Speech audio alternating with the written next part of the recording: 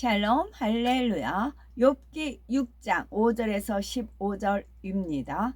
들나귀가 풀이 있으면 어찌 울겠으며 소가 꼴이 있으면 어찌 울겠느냐. 싱거운 것이 소금 없이 먹히겠느냐. 닭의 알 흰자 위가 맛이 있겠느냐. 내 마음이 이런 것을 만지기도 싫어하나니 꺼리는 음식물 같이 여김이니라. 나의 간구를 누가 들어줄 것이며 나의 소원을 하나님이 허락하시랴. 이는 곧 나를 멸하시기를 기뻐하사 하나님이 그의 손을 들어 나를 끊어 버리실 것이라. 그러할지라도 내가 오히려 위로를 받고 그칠 줄 모르는 고통 가운데서도 기뻐하는 것은 내가 거룩하신 이의 말씀을 거역하지 아니하였음이라.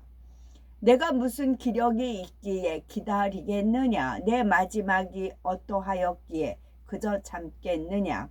나의 기력이 어찌 돌의 기력이겠느냐. 나의 살이 어찌 노쇠겠느냐. 나의 도움이 내 속에 없지 아니하냐. 나의 능력이 내게서 쫓겨나지 아니하였느냐. 낙심한 자가 비록 전능자를 경외하기를 저버릴지라도 그의 친구로부터 동정을 받느니라. 내 형제들은 개울과 같이 변덕스럽고 그들은 개울의 물살같이 지나가누나. 얼음이 녹으면 물이 검어지며 눈이 그 속에 감추어지라도 입니다. 아멘. 욥기 강의 12번째 영적인 소경의 모순됨입니다. 욥의 교만과 영적인 무지 그리고 이로 인한 영적인 소경된 모습에 관해서 말씀드리겠습니다. 첫째, 연단은 축복의 지름길입니다. 욥기 6장 5절에 들나귀가 풀이 있으면 어찌 울겠으며 소가 꼴이 있으면 어찌 울겠느냐. 들나귀나 소가 먹을 꼴이 없기 때문에 우는 것처럼 욥은 그만한 이유가 있어서 울고 있다고 말합니다. 모든 것을 잃은 데다가 온몸의 악창으로 인해서 너무나 참기 힘든 고통을 이기지 못해서 하소연하고 있다는 말이지요.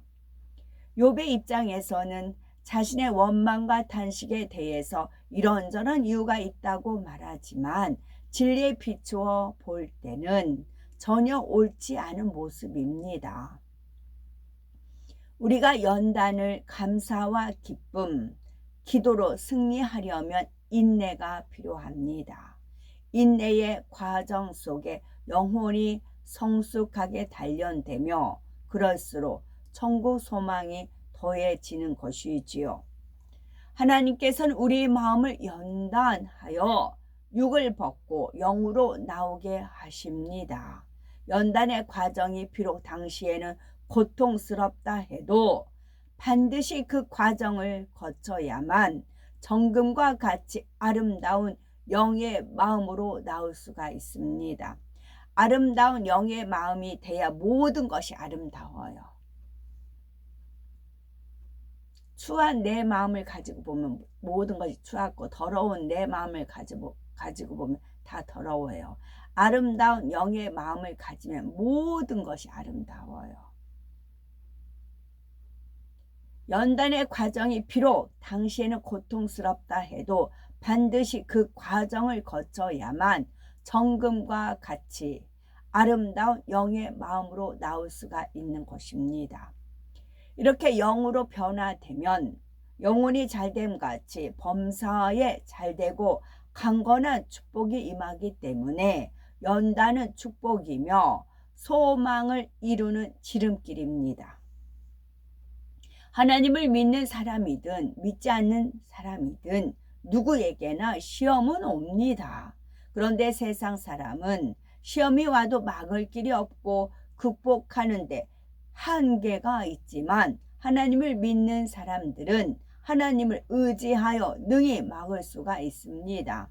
또한 믿음으로 시험을 이기는 자에게는 축복이 있지요.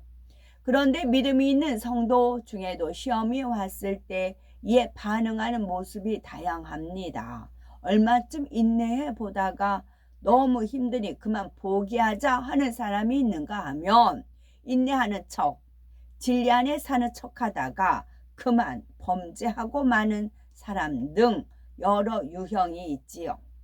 그러나 하나님께서는 인내를 온전히 이루라 말씀하십니다. 하나님 앞에 합격할 때까지, 인정받을 때까지 인내하라는 말씀이시지요.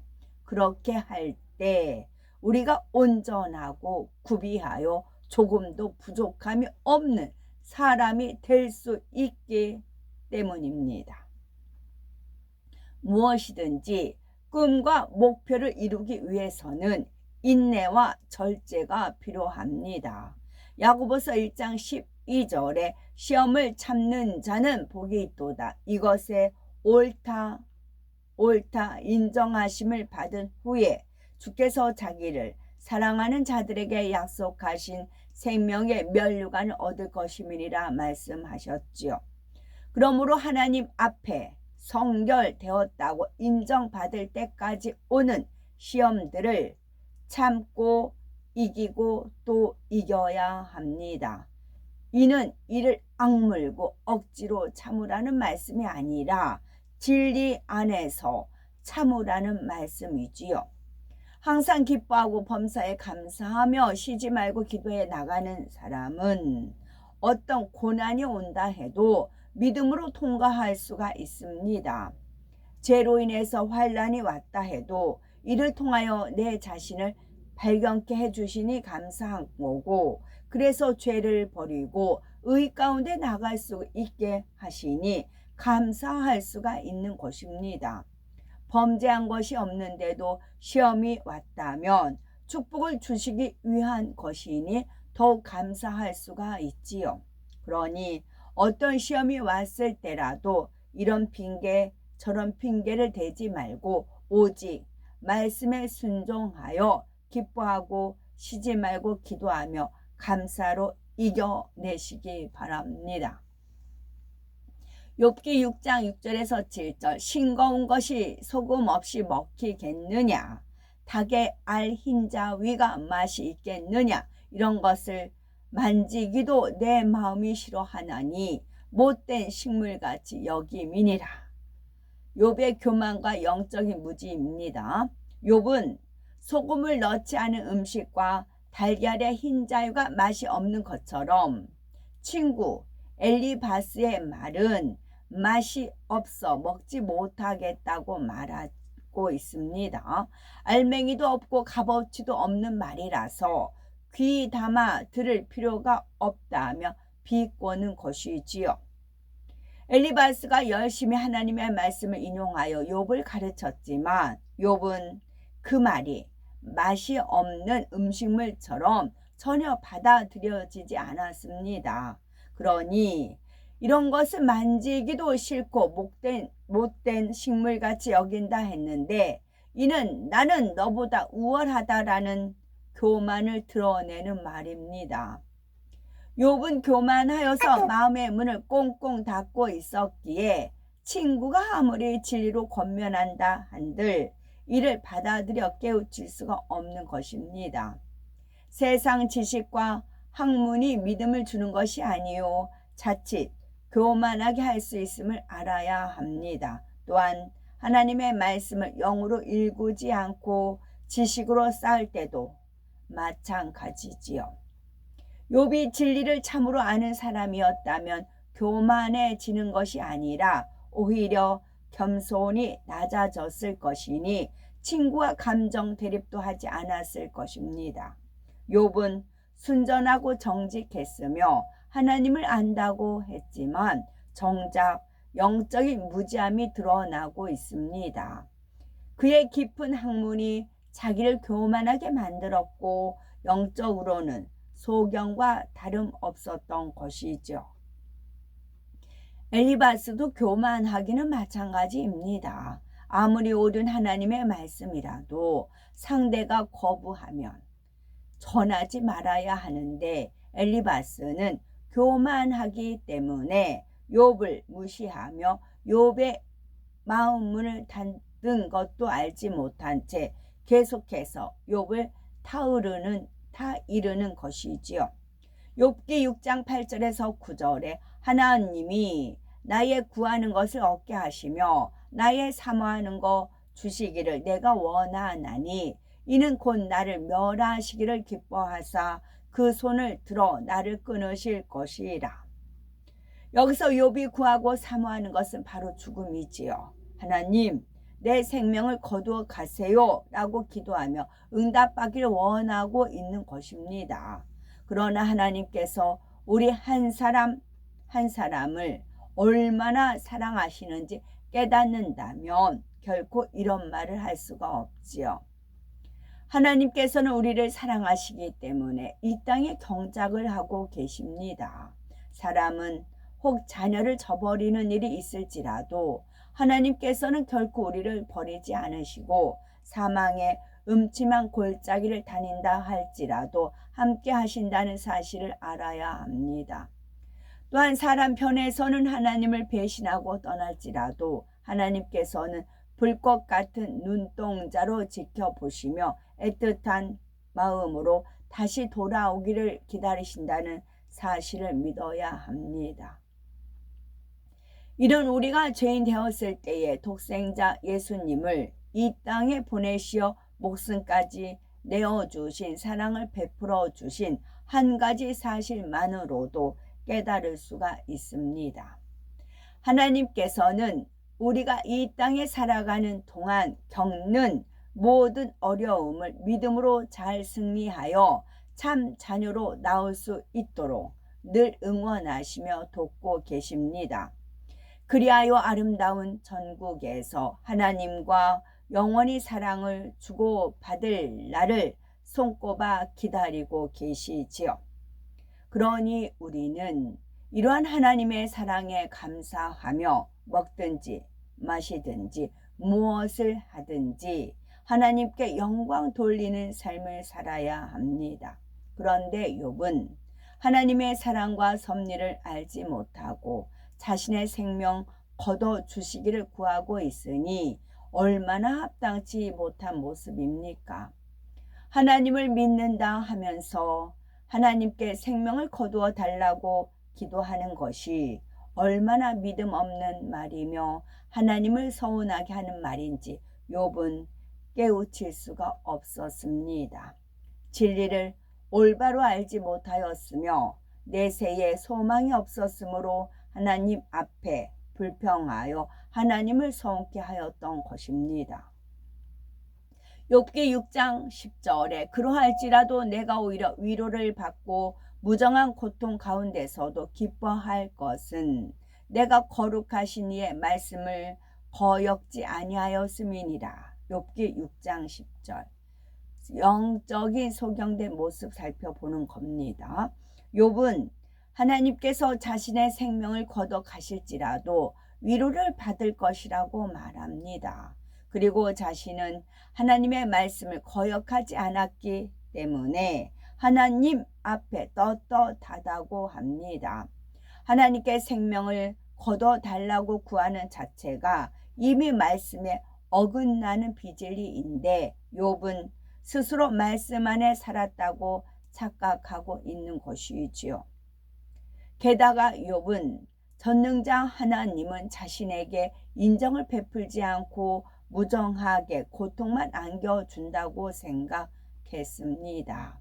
전능자가 혹독한 매를 가했지만 자기는 하나님의 말씀을 거역지 않았다. 즉 진리 안에 살았다는 것입니다. 욥은 하나님의 진리 말씀을 제대로 알지 못하였기 때문에 스스로 옳다 여기고 있는 것이지요.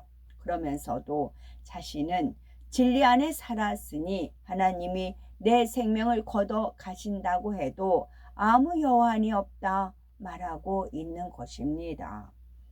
이처럼 하나님의 말씀을 올바로 깨우치지 못하며 내 자신이 잘못했어도 잘못인 줄 알지 못하고 잘했어도 잘한 줄을 알지 못합니다.